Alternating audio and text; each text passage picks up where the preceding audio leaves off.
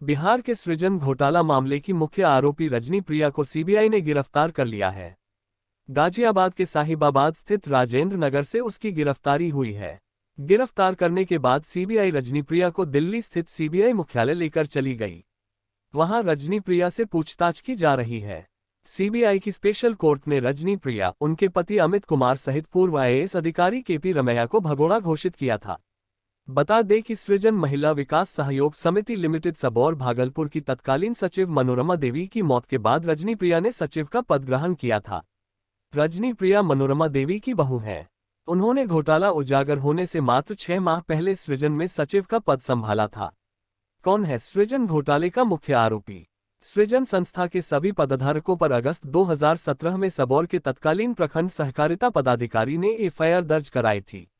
उसमें 10 नामजद आरोपियों में सृजन संस्था की सचिव रजनी प्रिया और उनके पति अमित कुमार भी शामिल थे। जून 2023 को भागलपुर के तिलकामांझी में प्राणवती लेन स्थित रजनी प्रिया के घर के सामने सीबीआई ने ढोल पिटवाकर नोटिस चस्पा किया था।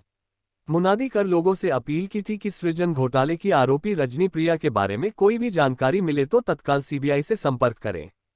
सूचना देने वाले का नाम गुप्त रखा जाएगा व उचित इनाम भी दिया जाएगा। रजनी प्रिया वर्ष 2017 से फरार चल रही थी। क्या है सृजन घोटाला? सृजन महिला विकास सहयोग समिति लिमिटेड की सचिव मनोरमा देवी की मौत के बाद उनकी बहू रजनी प्रिया सृजन संस्था की सचिव नियुक्त की गई। रजनी प्रिया ने दी भागलपुर सेंट्रल कोऑपरेटिव बैंक के साथ मिलकर 750 करोड़ रुपये निकाल लिए। इसमें रजनी प्रिया और उनके पति कुमार अमित के साथ बैंक अधिकारी भी शामिल थे। रजनी प्रिया के खिलाफ दर्ज अपराध संख्या 13/1/2017, 15/1/2017 व 17/1/2017 में सीबीआई न्यायालय पटना द्वारा इनके खिलाफ गैरजमाती वारंट जारी किया गया था। इसके बाद से रजनी न्यायालय में उपस्थित नहीं हो रही थी। सीबीआई को 3 मामले में रजनी प्रिया की तलाश थी। कहा जाता है कि इनके पति कुमार अमित की मौत हो चुकी है, लेकिन इस जानकारी की पुष्टि नहीं हो पाई है। मनोरमा देवी थी घोटाले की किंगपिन।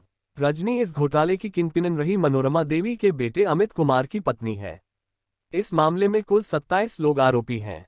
इसमें 12 आरोपी जेल में बंद हैं जबकि 7 को कोर्ट ने जमानत दी है। जबकि घोटाले के 3 मुख्य आरोपी जिसमें भागलपुर के पूर्व जिलाधिकारी केपी रमैया, घोटाले की किंगपिन मनोरमा देवी के बेटे अमित कुमार और उनकी पत्नी रजनी प्रिया फरार चल रही थी। इसके बाद सीबीआई कोर्ट ने उन्हें भगोड़ा घोषित किया था और अब खबर है कि मनोरमा देवी की बहू रजनी प्रिया गिरफ्तार हो गई है। क्या है सृजन घोटाला और कैसे आया सामने? सृजन घोटाला तब सामने आया जब 2017 में भागलपुर के जिलाधिकारी आदेश तित्रमारे के हस्ताक्षर वाला एक चेक बाउंस हो गया। बैंक ने ये कहकर चेक वापस कर दिया कि सरकारी खाते में पर्याप्त रकम नहीं है। डीएम तित्रमारे के लिए ये एक हैरान करने वाला मामला था, क्योंकि उनकी जानकारी में खाते में पर्याप्त पैसे थे। इसके बाद उन्होंने जांच के लिए एक कमेटी बनाई। तब इसका खुलासा हुआ एनजीओ के खाते में सरकारी पैसा होता था जमा। दरअसल बिहार में 2004 से साल 2014 के बीच सृजन महिला विकास सहयोग समिति के खातों में सरकारी पैसा जमा कराया जाता था। ये देश का शायद पहला मामला था जहां सरकार के पैसे एनजीओ के खाते में जमा होते थे। बिहार के कई सरकारी विभागों की रकम सीधे विभागीय खातों में न जाकर सृजन महिला विकास सहयोग समिति नाम की एनजीओ में जमा कराए जाते थे। आरोप है कि इसके बाद मनोरमा देवी जो सृजन की प्रमुख थी वह खाते में जमा पैसों को बाजार में ऊंचे दर पर सूद पर देती थी। साथ ही अपने जानने वालों को जमीन, व्यापार और दूसरे धंधों में निवेश करने के भी लिए देती थी। इस साजिश में शामिल अधिकारियों का वह पूरा ख्याल रखती थी। उन्हें मोटे कमीशन के साथ महंगे गिफ्ट भी दिए जाते थे। सरकार के करोड़ों रुपए का इस्तेमाल करने वाले ये लोग इस बात का पूरा ध्यान रखते थे कि कोई सरकारी चेक बाउंस नहीं हो।